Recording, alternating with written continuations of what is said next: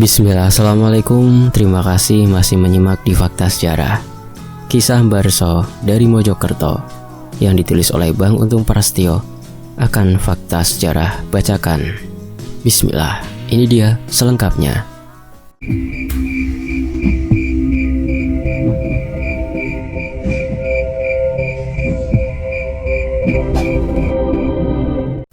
Kisah ini benar-benar dialami oleh kakekku semasa mudanya. Kisah ini juga beliau ceritakan langsung kepada bapak dan keluarga lainnya.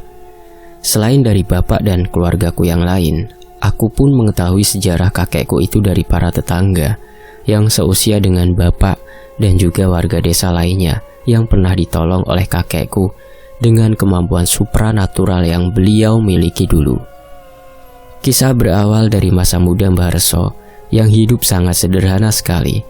Walaupun beliau hidup dalam kemiskinan, Mbah Reso tidak pernah mengeluh dan tidak pernah berpikiran aneh-aneh untuk mendapatkan kekayaan secara instan, seperti yang pernah dilakukan oleh kakak kandung dari Mbah Reso yang bernama Mbah Diman.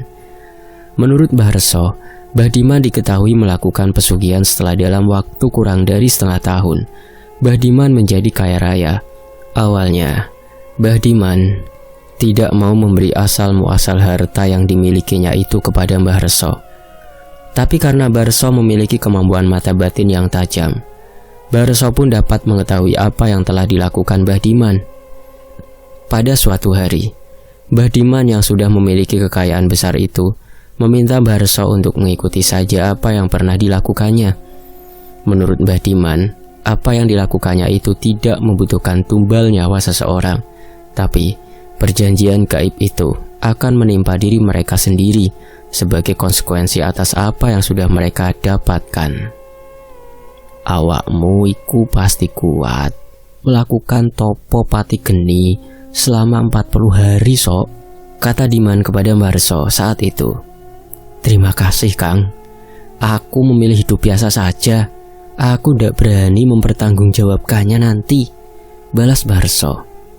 Lu, namanya juga kehidupan. Semua itu memang harus dipertanggungjawabkan sok, ujar Mbah Diman lagi. Mau kamu sebaik malaikat pun, kamu masih harus mempertanggungjawabkan semuanya di depan Tuhan, imbuh Mbah Diman yang malah menasehati adiknya tentang pertanggungjawaban kehidupan yang telah dijalaninya. Tapi kan setidaknya aku hanya mempertanggungjawabkan kesalahan-kesalahan kecilku, Mas. Hehehe, jawab Mbah Reso yang malah tertawa mendengar nasihat kakaknya tersebut. Loh, kemelaratanmu juga akan dipertanggungjawabkan sok. Memangnya kamu pikir Tuhan tidak akan menanyakan kenapa kamu bisa miskin seumur hidup, padahal kesempatan untuk meninggalkan kemiskinan terbuka lebar, ujar Mbah Diman sambil menyeruput teh manis kental yang masih mengepulkan asap itu. Walah kok, sampean kadang-kadang bisa pas juga ya Mas, balas Mbah Reso sambil tertawa lagi. Kalau begitu, supaya aku dan keluargaku ndak miskin lagi, tolong sampean beri aku modal saja Mas. Jadi nanti aku akan bilang ke para petugas di akhirat jika Mas Diman sudah pernah memberikan kebaikan berupa modal kepada adiknya, sehingga mereka tidak jadi memasukkan sampean ke neraka Mas. Imbu Mbah Reso lagi yang langsung disambut tawa oleh Mbah Diman. Ya wes, awakmu tak modali perahu karo jaring yo, ben awakmu iso golek iwak mencari ikan di Sungai Brantas. Semoga kamu cepat kaya dari hasilmu menjalan nanti, supaya ndak dikebuki petugas akhirat. Hehehe, balas Mbah Diman sambil tertawa bersama Mbah Reso.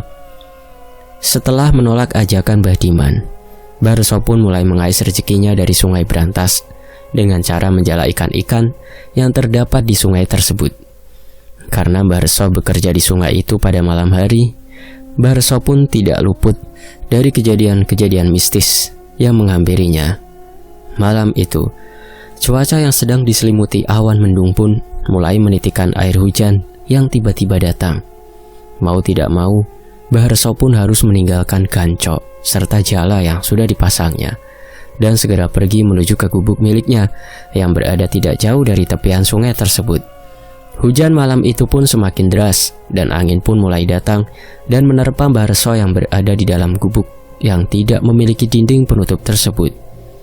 Dari dalam gubuknya, Mbah Reso melihat sesuatu mengambang di atas sungai yang berada tidak jauh dari tempatnya berada. Kilatan cahaya petir pun menerangi dengan sesaat apa yang sedari tadi membuat Mbah Reso penasaran itu. Karena sesuatu yang dilihatnya seperti sosok tubuh manusia, Mbah Reso pun segera menghampiri apa yang sedang dilihatnya tersebut. Hujan deras tidak menyurutkan langkah Mbah Reso untuk menolong sosok yang sedang mengapung di tengah sungai tersebut. Ketika Mbah Reso sudah berada di tepian sungai, sosok tubuh yang dilihatnya tadi tiba-tiba saja tenggelam. Dan hanya dengan sekejap saja, tubuh itu kembali terlihat mengapung tepat di depan Mbah Reso dengan jarak sekitar 3 meter. Karena Mbah Reso memang berniat untuk menyelamatkan sosok tubuh yang dilihatnya tersebut, Mbah Reso pun hendak mengambil bambu panjang yang biasa digunakannya untuk menggancok ikan. Tapi betapa terkejutnya Mbah Reso ketika beliau sampai di depan gubuknya. Beliau melihat sosok orang sedang duduk memunggunginya di dalam gubuk tersebut. Sosok yang memunggunginya itu terlihat sama dengan sosok yang sedang mengambang di tengah sungai tadi. Dan betapa terkejutnya Mbah Reso ketika sosok itu mulai berbicara dengan suara parau dan terdengar seperti orang yang sedang menggigil kedinginan. "Kang, tolong aku ya. Nanti jika sampean menemukan jasadku, tolong bawa ke desa sebelah.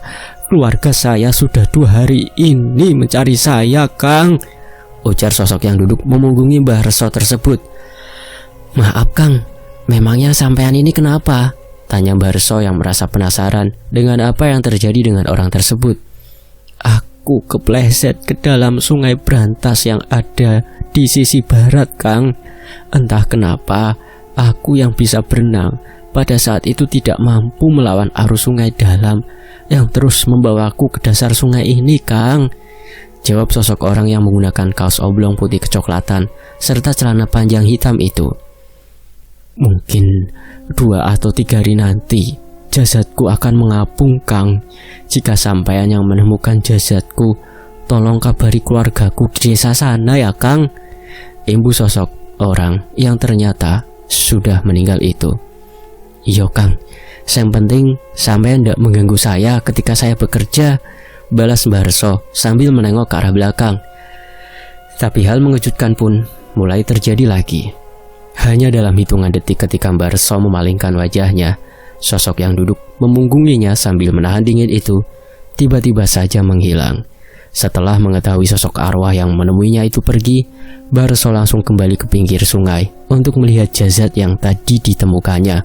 Tapi lagi-lagi, Mbah Reso dibuat heran dengan menghilangnya sosok jasad yang tadi sudah berada dekat tepian sungai itu. Karena sudah kepalang basah, Mbah Reso pun memilih mengangkat jala dan kanco yang dipasangnya tadi. Mbah Reso berpikir untuk pulang saja, karena cuaca tidak memungkinkan untuk menjalani aktivitasnya.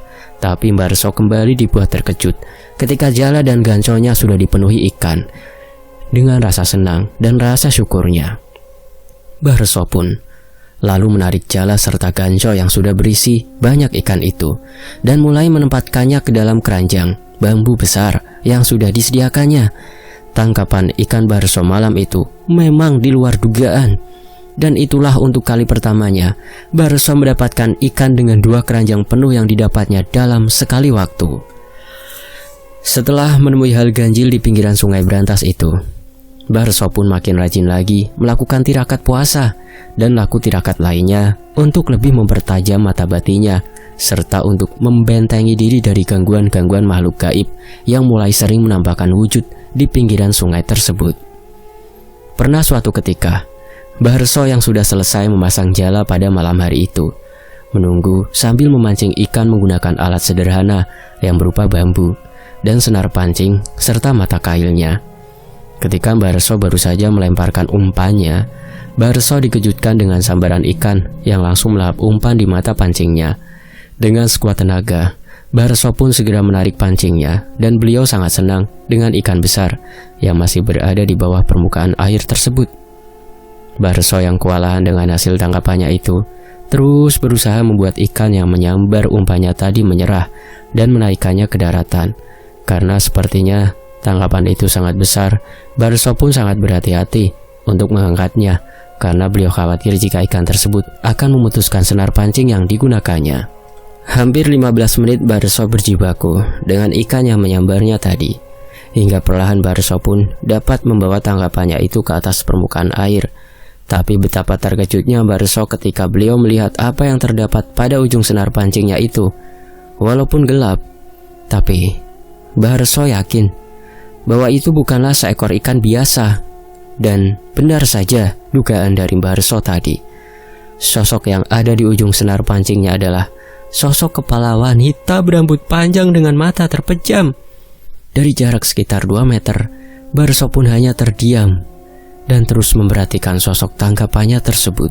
Dan betapa terkejutnya Barso ketika melihat kepala wanita berambut panjang itu membuka mata dan menyeringai ke arahnya. Walau hanya terkejut dan tidak merasa takut, tapi Barso sangat heran dengan sosok kepala yang ada di hadapannya itu. Setelah menatap tajam ke arah Barso, kepala wanita tanpa tubuh tersebut mulai berbicara kepadanya. "Pak, tolong, jika menemukan bagian tubuh saya, jangan dibuang kembali ke sungai ini ya Pak. Tolong kuburkan saja Pak," ujar sosok kepala yang terlihat sangat sedih itu. "Ya, nanti saya akan kuburkan di sekitar tempat ini jika saya hanya mendapatkan potongan tubuhmu. Lalu bagaimana dengan tubuhmu yang lain?" ujar Barso sambil bertanya kepada sosok kepala tanpa tubuh dari wanita yang sepertinya telah menjadi korban pembunuhan itu. "Tubuh saya dipotong-potong Pak. Saya tidak tahu keberadaannya saat ini. Yang saya tahu, kedua tangan saya dibuang ke sungai ini, dan kepala saya di ujung sungai ini di bagian lainnya," jawab sosok yang bukan lagi manusia itu. "Ya sudah, sekarang kamu pergi ya. Jangan mengganggu saya yang sedang mencari rezeki di sini. Saya berjanji akan menguburkan bagian apapun dari tubuhmu yang aku temukan nanti," jawab Barso dengan tenang. Tanpa menjawab perkataan dari Barso tadi, sosok kepala perempuan berambut panjang tadi pun langsung menghilang dari pandangan mata Barso. Dan tidak lama kemudian, Barso pun segera mengambil jala dan ganco yang sudah dipasangnya tadi. Sama seperti ketika Barso bertemu dengan sosok orang yang sudah meninggal dan menemui Barso di gubuk kecil miliknya itu. Tangkapan ikannya setelah beliau menemukan sosok makhluk gaib yang meminta tolong kepadanya benar-benar di luar dugaan. Waktu itu, 2 keranjang bambu milik Barso bahkan tidak cukup untuk membawa semua hasil tangkapan ikannya malam itu. Hingga beliau harus kembali lagi ke gubuknya untuk mengambil ikan-ikan tangkapannya yang belum dibawanya pulang. Walau merasa senang dengan tangkapan ikannya tersebut, Barso pun menjadi sedih ketika mengingat sosok yang ditemuinya beberapa minggu lalu di gubuk miliknya. Hingga berminggu-minggu, Barso tidak juga menemukan sosok tubuh orang yang meninggal di sungai tersebut. Bahkan Barso pun tidak mendengar kabar penemuan sosok jasad di sungai tersebut. Setelah memiliki seorang anak, saat itu Barso pun hanya fokus bekerja mencari ikan pada malam hari. Sementara di siang harinya, beliau pun bekerja serabutan untuk mendapatkan penghasilan lebih. Barso yang memiliki seorang kakak yang kaya raya pun tidak pernah meminta uang atau barang lainnya kepada kakaknya tersebut. Barso tetap berprinsip teguh pada pendiriannya. Hingga setelah beberapa tahun kemudian, Mbah Diman yang merupakan sosok kakak tertua dari Barso pun mulai sakit-sakitan. Dan penyakit yang dialaminya itu sangat sulit disembuhkan melalui pengobatan medis dan juga non-medis. Hingga tibalah saatnya Mbah Diman mengalami kebutaan permanen. Barso yang kini mata batinnya lebih tajam pun berusaha dengan sekuat tenaga untuk mengobati Mbah Diman. Tapi penyakit Mbah Diman saat itu bukanlah penyakit biasa, karena menurut penglihatan mata batin Barso, Mbah Diman mulai dijemput oleh sosok makhluk gaib yang telah mengikat perjanjian dengannya. Sebelum Mbah Diman meninggal, beliau berpesan kepada Barso untuk mengambil kepingan emas yang telah dikuburnya di pekarangan belakang rumahnya. Karena setelah mengalami kebutaan itu, kondisi tubuh Mbah Diman pun semakin menurun dan Mbah Diman pun mulai kehilangan pendengarannya. Selain buta dan tuli, kondisi Mbah Diman pun semakin menurun. Dan hanya dalam waktu kurang dari 1 bulan setelah Mbah Diman kehilangan indera pendengarannya, perlahan Badiman menjadi bisu dan tidak dapat berbicara sepatah kata pun. Hal itu pun sangat membuat keluarga Badiman sangat sulit dalam mengurus sosok Badiman yang waktu itu hidup dengan tubuh sangat kurus. Menurut Barso, tubuh Badiman sedang digerogoti oleh makhluk-makhluk gaib yang telah memberikannya kekayaan. Walau sebenarnya ingin membantu, tapi itu semua di luar kemampuan Barso. Terkadang Barso merasa sedih ketika melihat sosok kakaknya itu kini seperti mayat hidup. Tapi Barso sendiri tidak mampu berbuat banyak untuk dapat membantu Badiman saat itu. Hingga suatu ketika Badiman pun akhirnya meninggal dunia dengan tubuh yang sangatlah kurus. Tapi walaupun tubuhnya kurus, tubuh Badiman sangatlah berat.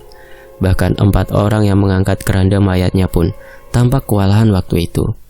Di saat hal janggal itu terjadi, Barso yang memang memiliki mata batin yang tajam segera mengelilingi keranda mayat Badiman untuk mengusir sosok-sosok makhluk gaib yang ada di sekitar mayat Badiman. Dan setelah Barso melakukan hal itu, bobot dari keranda mayat Badiman pun kembali normal seperti layaknya orang meninggal pada umumnya. Karena banyak yang melihat kejadian janggal tersebut dan Barso sendirilah yang menanganinya, maka semenjak itu banyak warga desa yang meminta bantuan kepada beliau ketika orang-orang di desanya sedang menghadapi permasalahan yang berkaitan dengan hal gaib. Sepeninggalnya Badiman, Barso pun mulai dikenal sebagai orang yang memiliki kemampuan yang berhubungan dengan hal gaib. Walau usia Barso masih muda saat itu, beliau sudah dipanggil dengan sebutan Mbah, karena sudah banyak membantu orang-orang menghadapi berbagai macam persoalan hidupnya. Ada juga sebagian orang yang menganggap Barso sebagai dukun yang bisa mengobati orang-orang yang terkena gangguan penyakit non-medis. Barso yang masih juga menjadi nelayan di Sungai Brantas pun semakin sering didatangi oleh makhluk-makhluk gaib yang meminta Barso untuk menyempurnakan jasadnya hingga memberikan benda pusaka kepada beliau. Dan setelah menerima benda pusaka dari sosok yang menghuni sungai tersebut, Barso makin memiliki kemampuan supranatural yang cukup tinggi. Hal itu juga disertai oleh laku tirakat yang masih sering dilakukan oleh Barso sendiri. Setelah hampir 1 tahun Barso tidak menemui penampakan makhluk-makhluk gaib penghuni Sungai Brantas, akhirnya Barso pun harus kedatangan sosok penguasa kerajaan gaib sungai besar tersebut. Hujan gerimis pada malam Jumat itu membuat istri Barso merasa khawatir jika Barso harus pergi menjala ikan di sungai tersebut. Awalnya Barso dilarang oleh sang istri untuk pergi ke sungai, tapi setelah memberi penjelasan kepada istrinya, akhirnya Barso diizinkan untuk kembali melakukan aktivitasnya pada malam hari itu. Kekhawatiran istri Barso itu akhirnya menjadi sebuah kenyataan setelah Barso yang belum pernah ditemui sosok penguasa Sungai Brantas tersebut harus ikut ke dalam kerajaan gaib yang berada di sana. Seperti biasanya, Barso berangkat menuju ke gubuk miliknya yang ada di tepian Sungai Brantas sekitar pukul 8 malam. Karena hujan terus mengguyur dari sore hari, maka Barso pun berangkat lebih malam lagi, yaitu sekitar pukul 10 malam. Barso yang tidak memiliki firasat apapun melangkah dengan yakin menuju ke Sungai Brantas dengan niat untuk menjemput rizkinya melalui tangkapan ikan yang akan didapatnya nanti. Tapi malam itu Barso harus mendapatkan sebuah pengalaman yang sangat menarik dalam hidupnya ketika Barso ditemui oleh sosok ratu penguasa sungai tersebut. Setelah Barso selesai memasang jala dan ganconya, Barso pun berniat untuk kembali ke gubuknya untuk beristirahat sambil menunggu jala dan ganconya terisi ikan.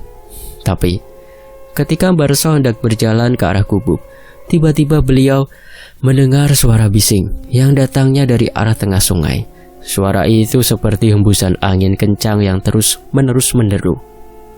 Hingga Barso pun melihat air yang berputar dengan sangat kencang di tengah sungai tersebut. Dari dalam pusaran air tersebut muncullah sosok wanita cantik dan juga sebuah candi yang membentuk gapura besar di sisi kanan dan kiri wanita tersebut. Setelah kemunculan wanita cantik itu, muncul juga 4 sosok pengawal yang menggunakan pakaian prajurit kerajaan zaman dahulu. Dan setelah itu wanita cantik beserta 4 sosok pengawalnya itu segera melayang mendekati Bahrso yang hanya bisa diam terpaku di tepi sungai. Bahrso yang tidak dapat berkata-kata ketika melihat penampakan yang baru pertama kali dilihat itu, hanya memandang kagum sosok-sosok yang melayang di atas sungai tempatnya menaruh jala. Dan ketika sosok-sosok makhluk gaib tersebut sampai di depan Bahrso, barulah Bahrso dapat menggerakkan tubuhnya dan langsung memberi salam kepada kelima sosok tersebut. "Aku sudah memperhatikanmu sejak lama, Rso, dan aku tahu kau adalah orang baik, dan kau juga memiliki mata batin yang tajam serta beberapa benda pusaka," ujar wanita cantik dengan busana yang diselimuti cahaya keunguan tersebut. "Maaf putri, apakah saya memiliki salah atau sikap yang tidak baik di tempat ini?" tanya Bahrso sambil memandang wanita cantik dengan mahkota berkilau itu. "Kau selalu bersikap baik di tempat ini, tapi apakah kau tidak mengetahui bahwasanya setiap tempat itu ada penghuninya dan setiap tempat itu ada penguasanya?" jawab sang putri dengan pandangannya yang terus mengarah ke wajah Bahrso. "Maaf putri, saya benar-benar tidak tahu jika di sungai ini ada sebuah kerajaan gaib. Hal itu dikarenakan keterbatasan saya sebagai manusia biasa putri," balas Bahrso dengan kerendahan hatinya. "Kau bukannya tidak tahu Rso, tapi kau memang tidak pernah menggunakan kemampuanmu untuk mencari tahu. Tapi aku suka dengan apa yang telah kau lakukan itu. Kau bersikap seolah kau ini orang biasa, tapi sejatinya kau memiliki kesaktian yang sangat tinggi, Rso," ujar sang ratu dengan senyumannya. "Maaf putri, apa yang saya miliki itu hanya sebuah kemampuan biasa, dan itu pun saya gunakan untuk membantu orang-orang yang mengalami kesulitan," balas Bahrso dengan nada merendah.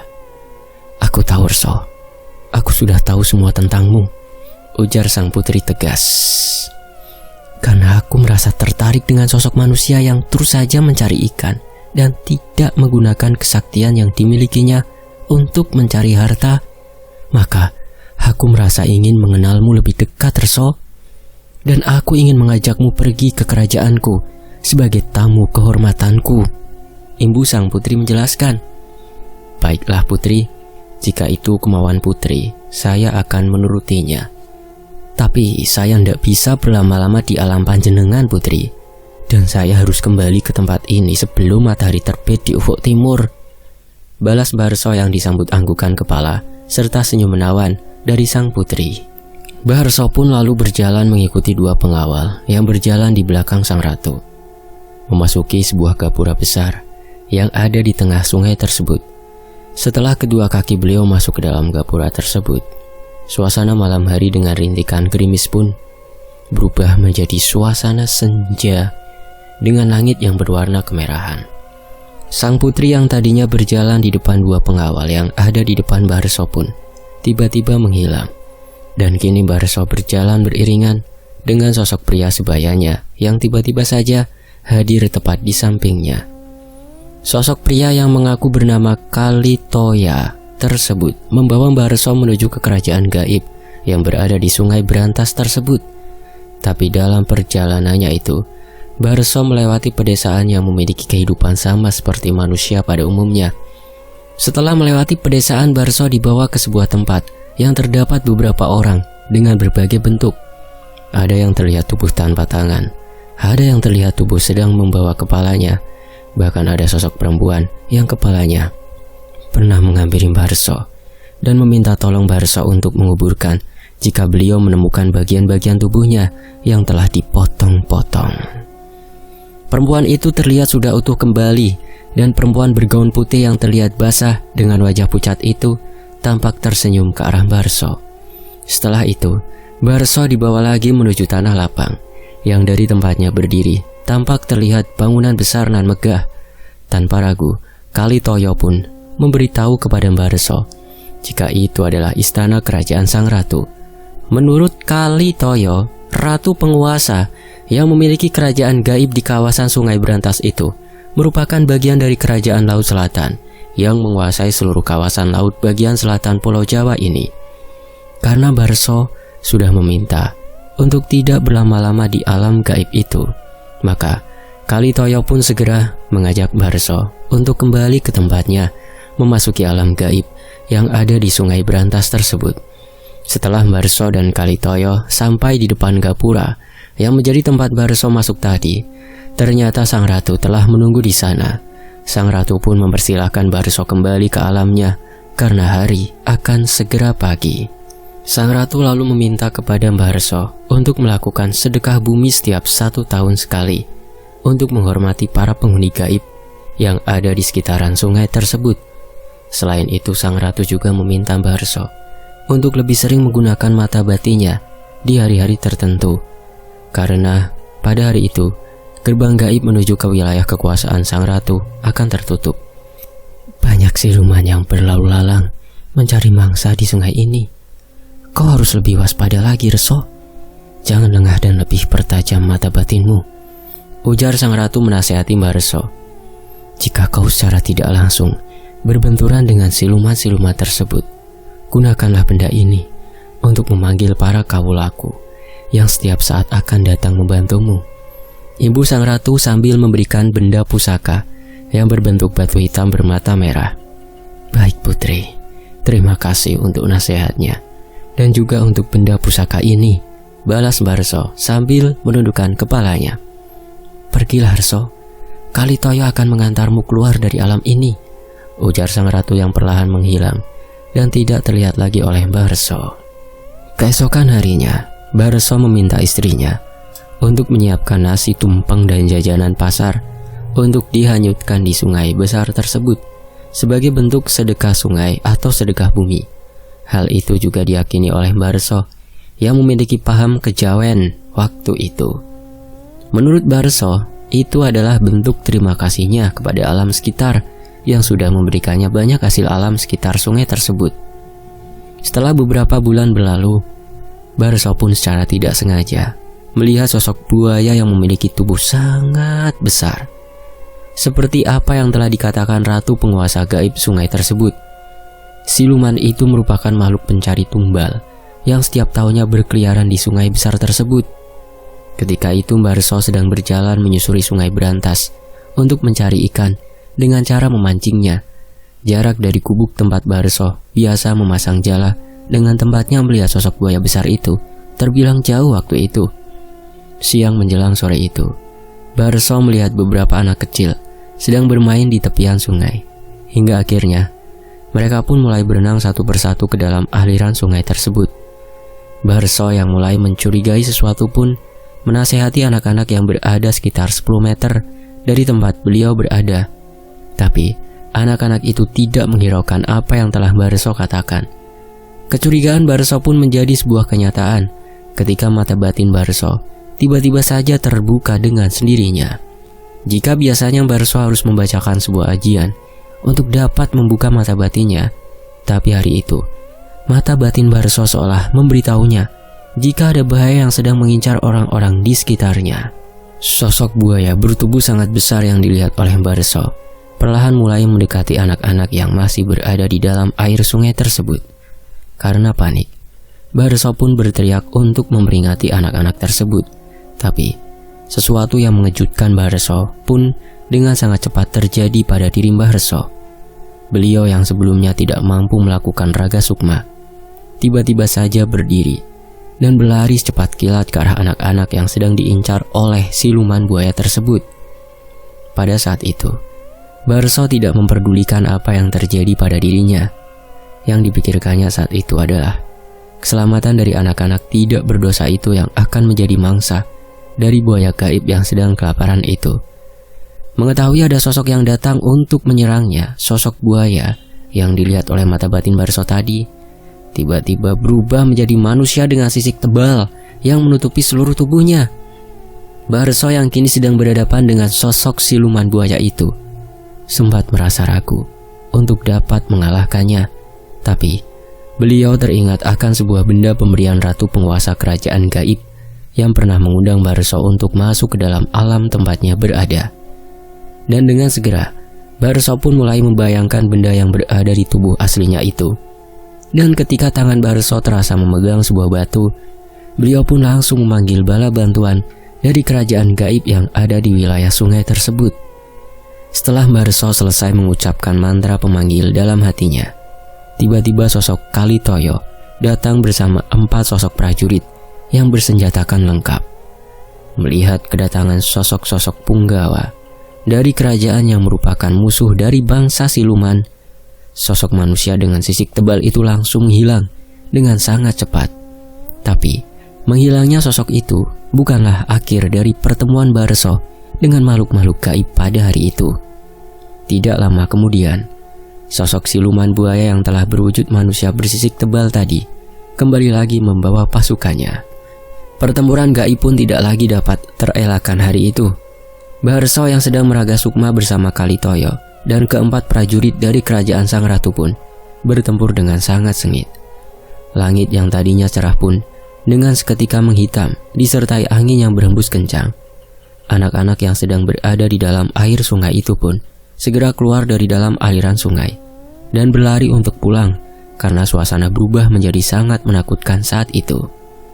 Hembusan angin pun bertambah kencang ketika para pasukan siluman buaya yang jumlahnya lebih banyak dari pasukan kerajaan gaib itu mulai menyerang mereka dengan membabi buta. Tidak ingin Barso menjadi korban keganasan para siluman buaya itu, Kalitoyo langsung meminta Barso untuk kembali ke tubuhnya dan segera pergi menyelamatkan diri jauh dari sungai tersebut. Barso pun segera kembali ke tubuhnya dan langsung tersadar.